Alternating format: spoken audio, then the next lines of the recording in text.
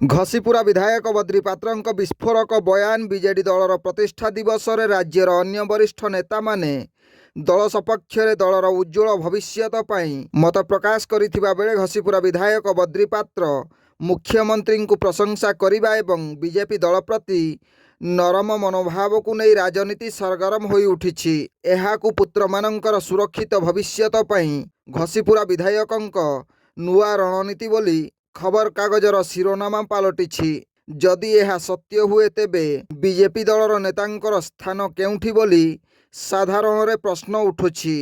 साधारण निर्वाचन पर बीजेडी दलर विपर्यय आरंभ होइछि। एभली स्थिति रे पुओमानंकर भविष्यत पई बद्री पात्र उभय बीजेपी और मुख्यमंत्री को खुशी करिबा पई एभली बयान देइथिबा साधारण रे आलोचना हेउछि। दल जेतेबेले महासंकट रे पड़िछि सेतेबेले छ थरर विधायक बद्री पात्रंक एभली मंतव्य राजनीति महल रे चर्चा जोर धरिछि। ब्यूरो रिपोर्ट जनजागरण ओडिया। वीडियो गुडी को आपण मानकु भलो लागुथिला हम चैनल को सब्सक्राइब करिवा सह लाइक शेयर करिवा को भूलंतु नाही।